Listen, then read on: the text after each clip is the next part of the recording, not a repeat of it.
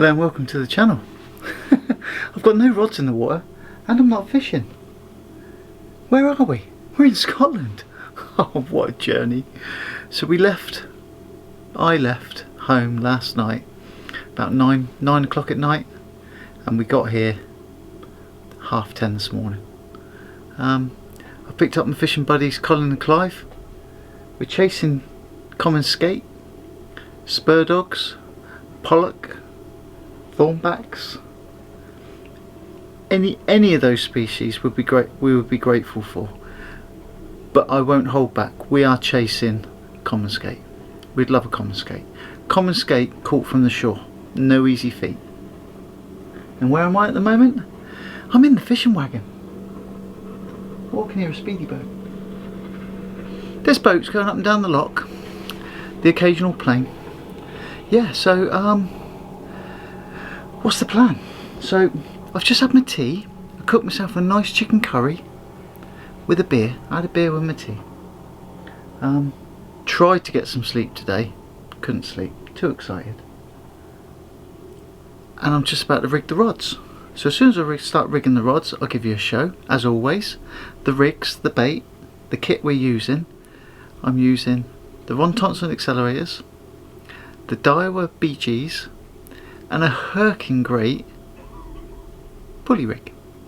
Pulley rig with a 150 pound 1/0 straight through, and a 12/0 mustard hook. It's a beast. Looks like a gaff. So that's the plan. Going to use mackerel, squid, octopus. We've got plenty of bait. We've got loads of bait, and I'm going to get to it. So I'm going to start rigging my gear up. I'll give you a show. Get outside, and I'll give you a look-see round. But one thing I'm really pleased with, it's hooked up out of the way at the moment. I've got a hammock in the van. A hammock with a big sleeping bag and a feather pillow. It's luxury. I don't know if you can hear in the background as well. I've also got the refrigeration chuffed to pieces. Got myself an Icy Tech cooler, and also we've got the CRF 50 fridge plugged into, but not featured on the channel yet, the initial start of a solar install. Now I know it looks scruffy, I know it's not perfect, but I was really struggling for time. So we've got two very large deep cycle batteries, charge controller, and I've got 100 watts of solar panel on the roof. But I'm going to add some more, 200 or 300 watts, I'm not sure yet. I'm not 100% sure yet. One thing I will say while we're in the van, there's a couple of hints as to what's going to happen tomorrow. So the first hint are these two rods. They're not beach casters.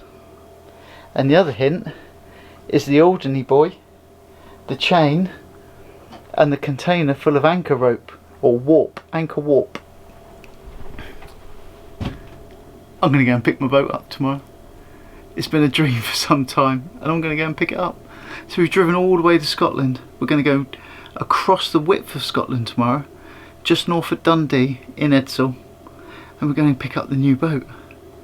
New boat, feature it on the channel, take you with me, bring you along for the journey, as always. But enough jibber jabbering, I can't even speak. Enough jibber jabbering. I need to go and rig, bait, rigs, get a rod out, because I'm not fishing. I need a bait in the water. We have already caught pollock, cod, ling, and we've had bites, some strange bites as well. But we'll bring you all the action as it happens. Fishing for common skate, Loch Allen, Aline, I still don't know how to pronounce it.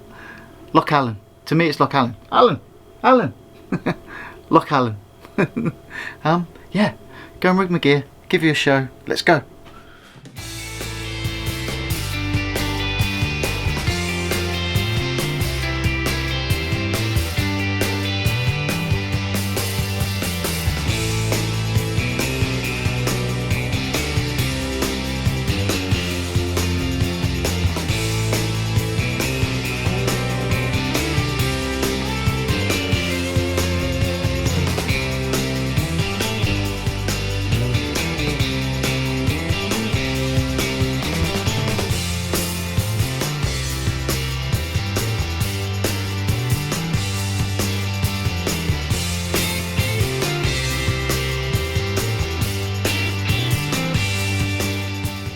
So I finished my tea, I had chicken curry and a beer, nice Cobra beer, ice cold out the fishing wagon fridge. And I thought I'd show you the rig. The rig that I'm using is a pulley rig, but it's nothing like a pulley rig I've used before. So the pulley rig I'm using is about 9 foot long. So just over 4 foot for each of the pieces to the pivot point in the middle. And the pivot point in the middle, I've got an 8mm bead and a double power gum stop knot and a Coxon Royal Herking Great Swivel. I think it's about £145 rated. Straight through 150-pound mono, and the hook length, the business end, a Mustad 12-0 hook. Look at the size of that. It's huge, isn't it? So that's what we got. So you got about 4 foot of hook length, 4 foot continuation through to 190 gram grip weight, and a breakaway bait holder. And that's what we use. The bait of choice for me now is going to be one whole half side of mackerel. I'm not putting a whole mackerel out. It just doesn't cast. You can flop it out, you can smash it out, you can plop it out. It just doesn't cast very well. Yeah, so I'll do the prep in a second. What I'll do now is I'll grab my rod and I'll show you the rod and the reel, because they're interesting as well. They're beasts. The rod of choice for today is the Ron Thompson Accelerator, and that is 13'6", and it's rated 4 to 8 ounces, so 8 ounces plus bait. What can I say? It's an absolute beast of a rod. It's got a movable reel seat, and I've got it in the upper position at the moment, but I'm just starting to toy to try and load it and get a little bit more distance. I'm going to move it further down to the butt section.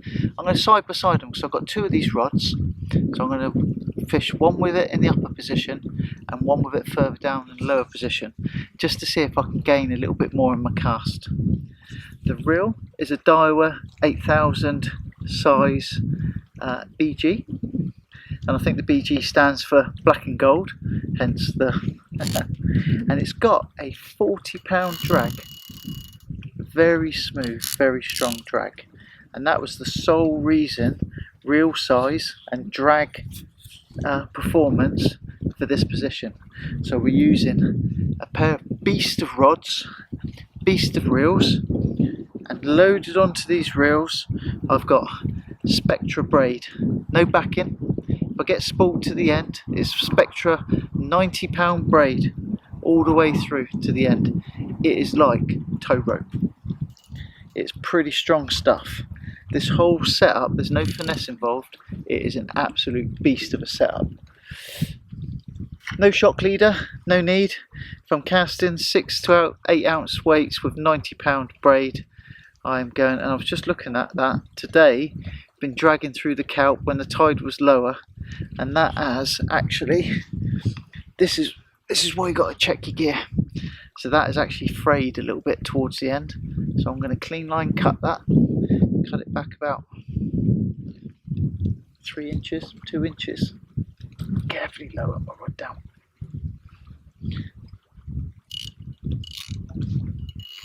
Give myself a little bit of line, and I'm going to use a 3-tone grinner. So across all my fishing now, I do actually use Termalinks, and today's a bit of a tryout for a Termalink, because a Termalink in these conditions is getting a proper workout. And if it stands up in this position, in this sort of fishing, it will stand up anywhere.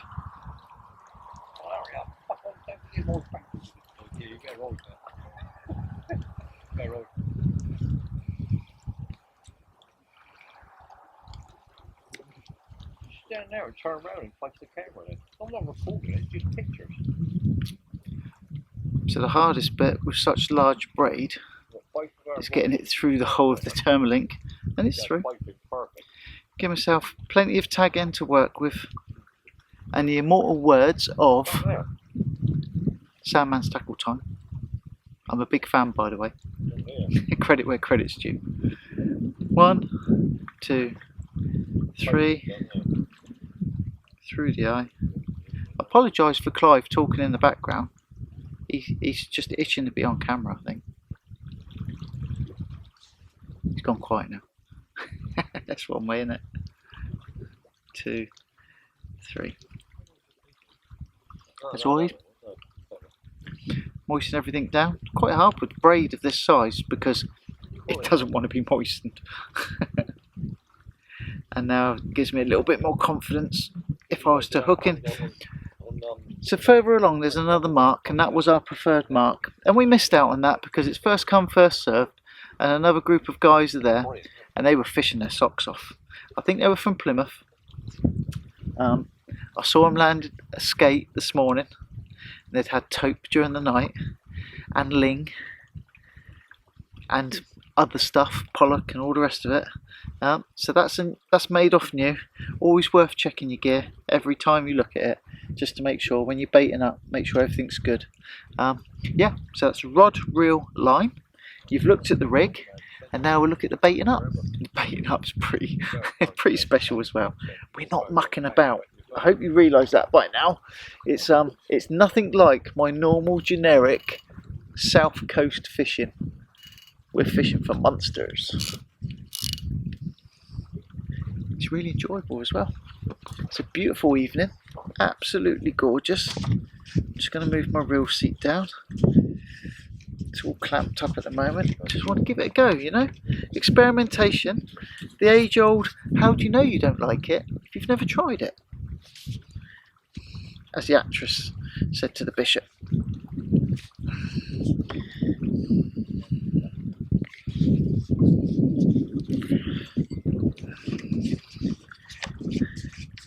Hope you're enjoying watching me struggle. It's all part of it, innit? Nobody's perfect. I certainly ain't. What am I doing wrong? I can hear motorbikes screaming around in the background.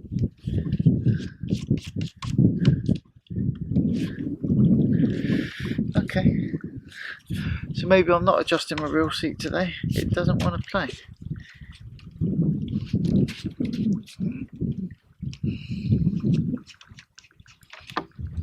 Just put the reel back on.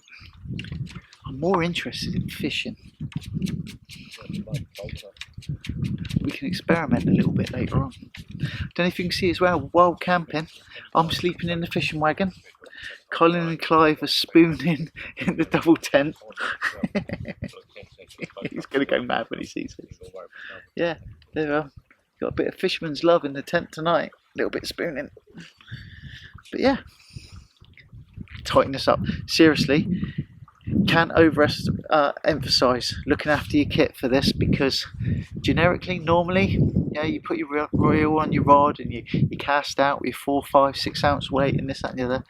When you're fighting a 200-pound fish for 3, 4, 5 hours, your reel will work loose. Your reel will work loose and fall off. Stuff will just part. You'll lose a fish because of one knot. You've got to check everything. If we get one chance at one fish between 6 rods, we want to make sure we land it. So let's do some bait prep. I'd be quite happy to catch that. That's quite a big mackerel. So what we're going to do, let's reposition the camera so you can see what I'm up to. So I'm a big fan of the mustard bait scissors, and I've had those for quite some time now. And recently when I went into the shop, and I'm not sure if this is, yeah, it is mustard as well, I saw this little mustard bait prep knife. There's no sharpening stone with it or anything like that. I've got sharpening stones and bits and pieces at home. But the profile of the blade is perfect. Now, nice sharp knife. I've gone to a lot of trouble to make sure that is sharp. So what I'm actually going to do is use just a really cheap kitchen chopping board, you know. Take a fillet, start at the end, work along the backbone. This one has fully defrosted now, and that is an amazing piece of fish. Loads of juices coming out. Take the towel off. What I'm more interested in And I did see this, I'm not going to steal this, I did see this on Smash Fishing recently, and Jay showed this, and I'm keen to try it today. Cut the fillet lengthways, try not to go all the way through, I've possibly gone a little bit too far. Turn it, so you fold it in half lengthways. Bait elastic, you know I love the bait elastic. And then get these two whipped, bound together. Slippery suckers. There's loads of juices, you can literally see the juices falling out of that. But that is an amazing, look at that. I'm liking that already. So all I've done is I've turned them skin to skin, which means there is maximum scent, maximum liquid that's going to come out of those. Try and keep them so they're formed just shape wise, that they don't all just turn into a banana. Try and keep them so they have got some shape and form, so they're nice and straight. God, it is intense that. That looks like an amazing bait.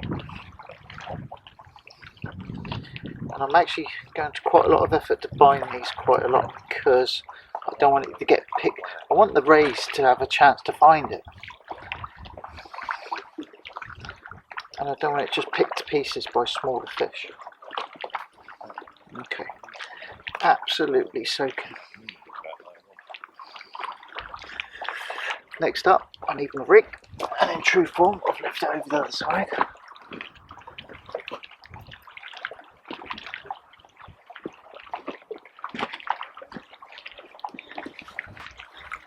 So to present that onto the hook, I'm just going to offer it in, not all the way to the very bottom. Make sure the hook point is really proud, make sure it sticks all the way out. These fish aren't fussy, you know, the big fish with big appetites, they just want to smash a bait and move on, look for the next one.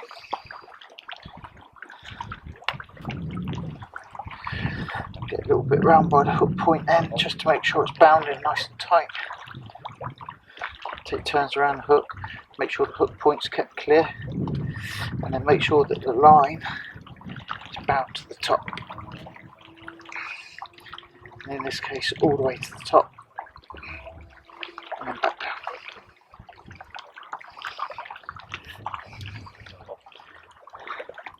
And that is going out on the biggest pulley rig I've ever used. It's huge. The next thing, I've got to try and put a bend into that rod that doesn't want to be bent, to try and get this out as far as I can. So that's next, let's get this out.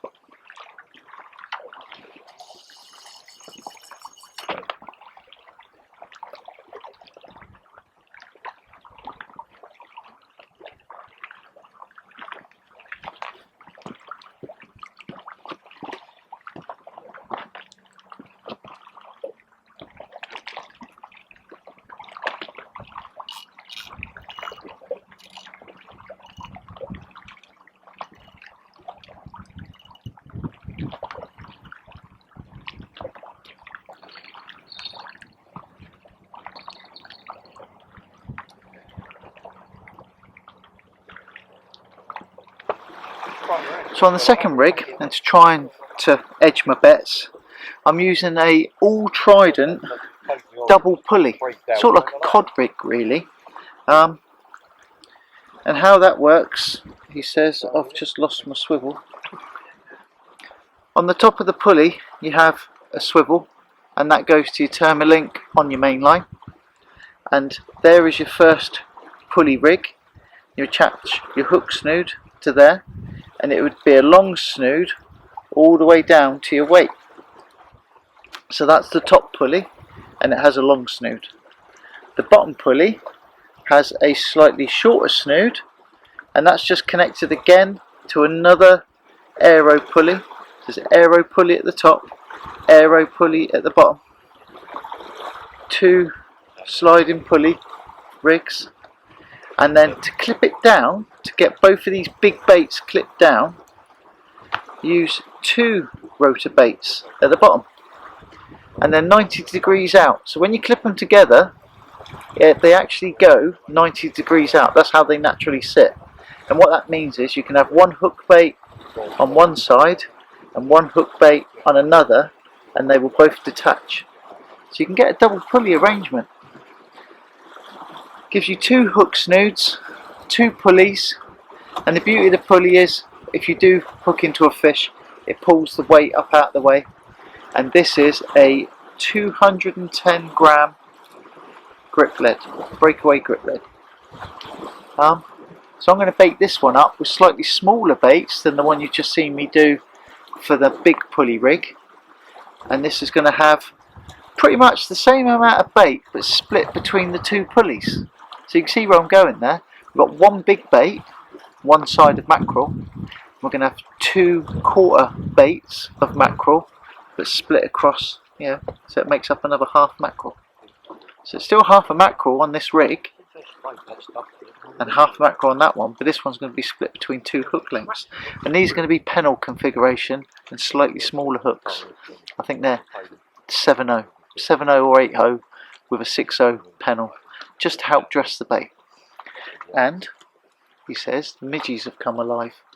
Look at that, they're out, aren't they? I've just noticed them now. Midgies. Yeah, I'll go and get the burners. So if you're wondering why I look like this, it's a fashion statement. It's because the midgies have come out. The midgies have come out to play. So I've lit an incense burner thing, and I'm just about to show you. This is my shorter of the two hook snoods. So it's a short snood, pennel configuration. I think it's a 7.0 and a 6.0, and they're bass hooks. Not that I'm trying to catch bass, they just happen to be bass hooks. And I'm not really going to elasticate these on in any way. So that is my quarter of a mackerel, and I'm just going to hook it through, work it down the bait, just the distance of the thickness of the hook. I'm going to work it up to the top of the hook, and then I'm going to bind it there. I'm going to bind it there because I want to leave a nice big flappy piece of mackerel that's not bound at all. And the trick with doing this is just to not get covered in fish guts and juice, because I haven't got a shower. I'll have a wash later before I go to bed. I haven't got a shower. You don't want to get in the fishing wagon stinking of fish. Go to bed thinking that don't smell good. And then I'm just going to dress down, and just as a security hook, just going to hook it into that fillet. No twist, no turn, no nothing, just lots of proud hooks and a big flappy piece of mackerel. So that's my short snood, and that's with the blue side. God, these midgies are literally everywhere. The Highland midgie. I need to clean up. I left these out in the sun earlier on. I did have them out in the water, and bad me, and poor housekeeping. I left them out in the sun and they basically cook mackerel. Cook mackerel on your hook snood. So a little bit of housekeeping to tidy them up. It's because I went off to the wagon for a bit of a snooze in my hammock.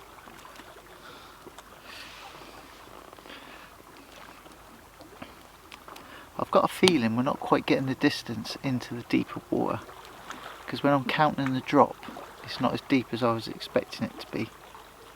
So distance is being a little bit of a problem at the moment. When I say a problem, something to be resolved. It's all little adjustments, little changes. So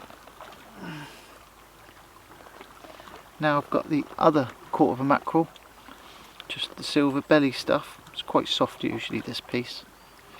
Just going to feed it 4 times through the skin. I always like to come proud on the skin side. Just always feels like that's a better presentation for the hook. Slide the whole thing up without tearing it too much apart. Piece it together. So you've got that.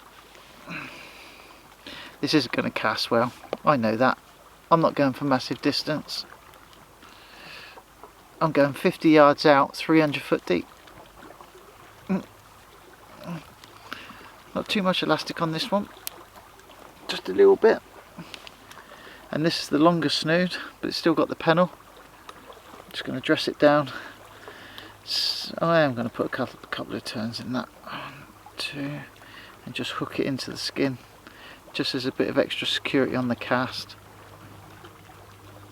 I'm not going to beef this out. It's going to be lobbed out. Oh, got a bite on my rod.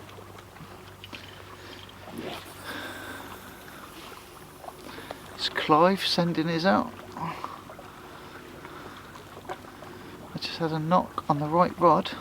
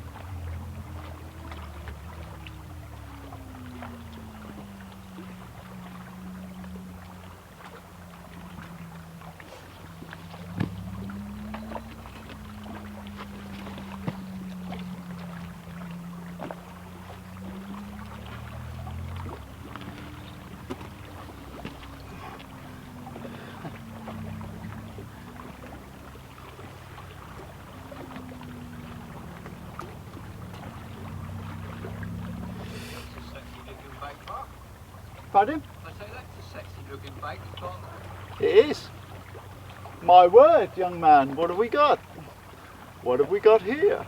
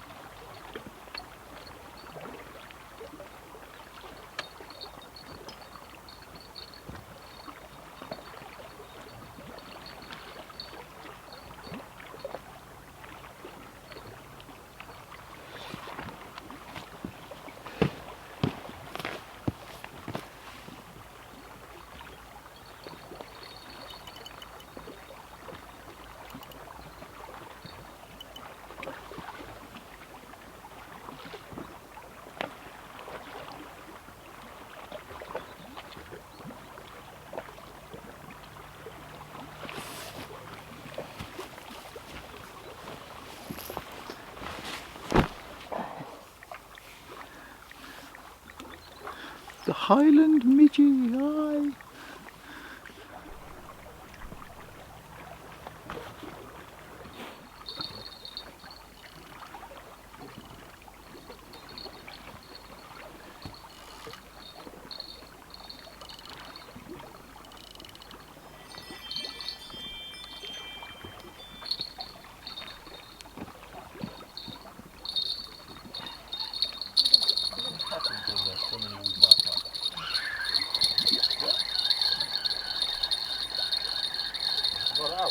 Yeah. I lost one whole hook snood.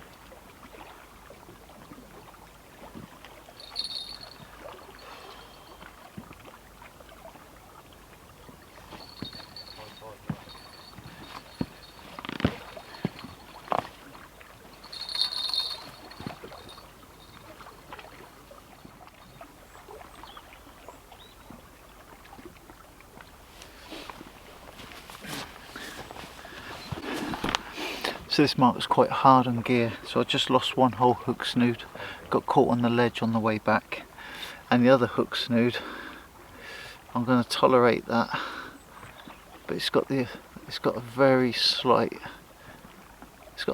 mark to it, but I'm going to carry on and use that one. That's my judgment. If I lose a fish because I've used it instead of being, you know, like being lazy instead of replacing it, but yeah, no, it's 40. This is £40 amnesia. And it's got the lightest of scuffs. So I'm going to bait this one up, get this one out. My double pulley rig is now a single pulley rig. I'm going to go back up to the fishing wagon and sort myself out another trace and get another bait fired out. But yeah, it's hard on gear, losing gear. It's never nice losing gear, but if you're geared up for it, if you expect it, rather than it being a bit of a shock. But I'm blasting my way through weights at the moment. Managed to recover that weight on that one, but yeah, I've lost a few weights today. I'm using more weights than I bargained for. Yeah. And I've lit these. They're like incense burners. They're not incense. They're for mozzies. I've lit one right next to me and right in front of me, and the mozzies have gone away. Hence the hood's down. Hope I don't get bit on my head. Right. I'm going to bait this out and get this out. A very dark doggy. I don't want doggies. I didn't come all the way to Scotland to fish for doggies, but I've got one. So I'm going to go and put him back. Not happy. I hope that's not doggy vomit in my coffee.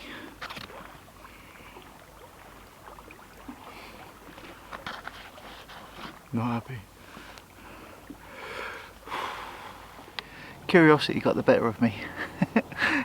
I've been getting little knocks and rattles, and I thought, is it little pout, is it pollock, is it this, is it that?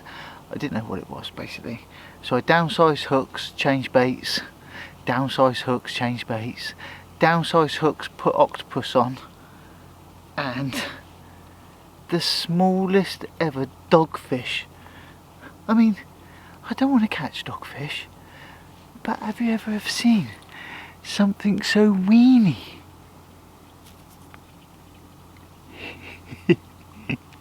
It's tiny. And he wants to go back. He wants to go back, so I'm going to put him back in. Smallest ever doggy I've ever caught. So I come to Scotland looking for monsters and found babbies. Things need to turn around. It's getting desperate.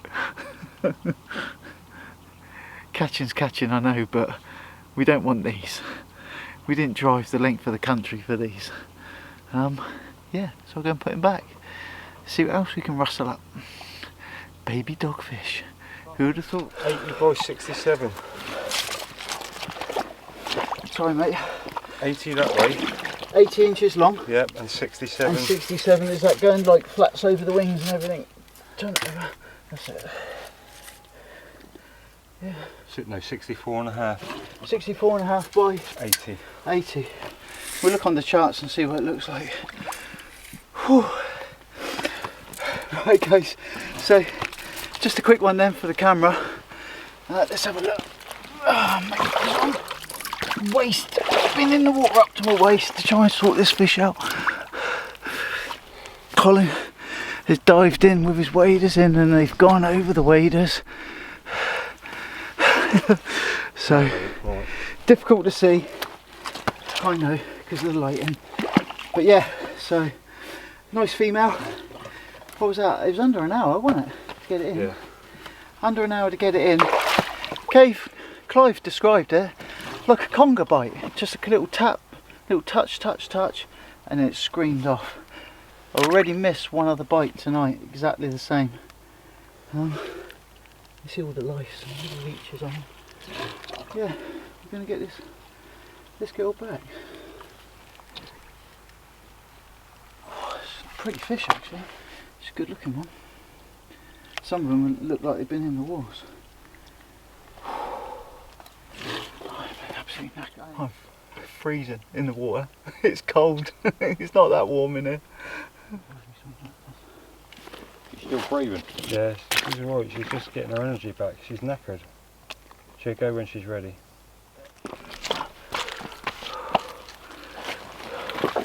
Cheers guys, thank you very much.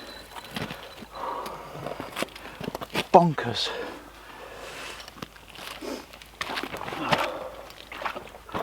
I'd like to know what that weighs, eh? Yeah, we'll do a chart. Yeah. What was the measurement? 80 by 64. Hello and good morning. Let's see if we can sort your light out a little bit so I look a little bit prettier. Yeah, just in the process of making a coffee. I got my AeroPress and just got the camera gear out. The van's looking pretty trashed at the moment. It's been a busy boy the last couple of days, but the fishing wagon's done sterling work. So this is actually day 3. I didn't film yesterday at all, and there's a very good reason for that, and I'll tell you that in a second. But day 1, 4 days fishing on Loch Allen. I had one screaming take that lasted all of about 2 or 3 minutes, and I dropped that fish. That fish spat the hook, did what it did, wasn't interested, didn't want to say hello. But about 30-40 minutes later I had another take and we did manage to land that one. We measured it, 80 inches long, 64 wide, and the weight conversion chart gives that at 174 pounds. No way that I'm lifting that in my new sling. It would, I think the towel would have only fitted in the sling. But yeah, so target achieved. One shore caught, common skate, absolute beast of a creature, beautiful female, and I'm happy. But yesterday I spent, what was it, I think best part of 13 hours on the road yesterday. So I've gone from the west coast of Scotland all the way over to the east coast of Scotland, just north of Dundee, to a small place called Udsall. And when I came back, I got this distinct feeling that something was following me. My eyebrows going crazy then, look. It's alive. It's alive. Something followed me back from the east coast of Scotland. Look at that.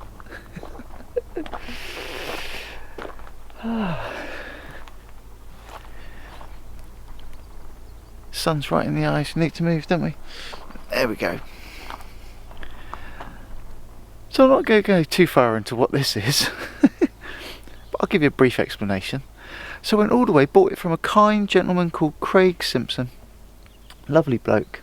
He's had the boat from new. I'm its second owner.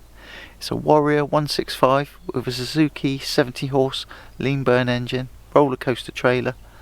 Yeah, Lawrence 7-inch screen plotter. It's the business. I am so pleased. Look at the smile. Plus I can't quite smile properly because my face hasn't woken up yet. It's early. I need my breakfast. I need my coffee. But you need to see this as well. I'm going to give you a spin round.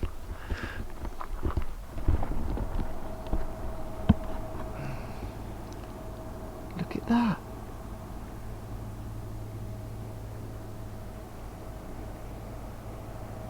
Scottish locks, they're amazing.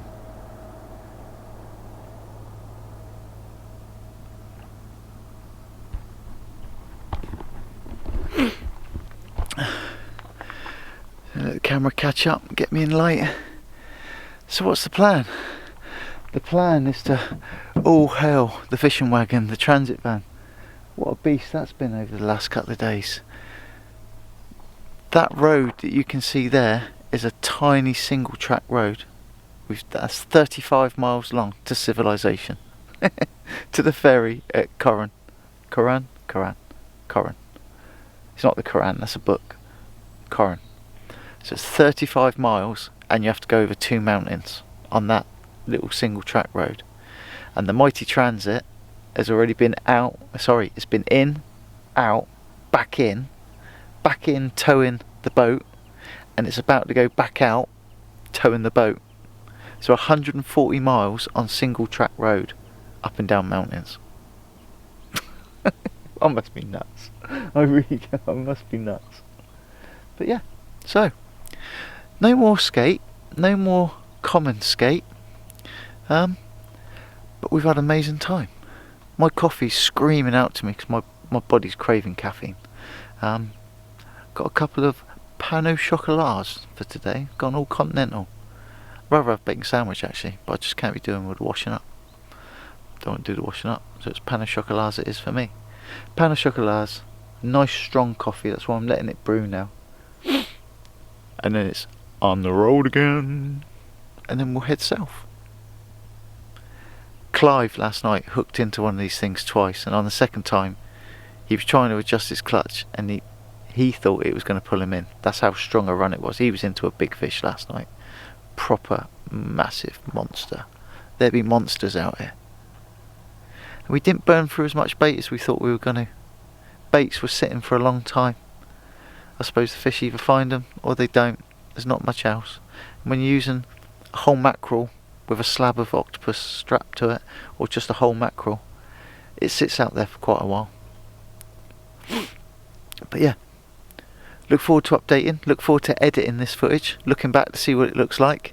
This may only be a short film because really and truly I've been absolutely snowed under busy with collecting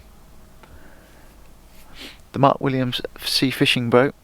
I've got to think of a name for it yet.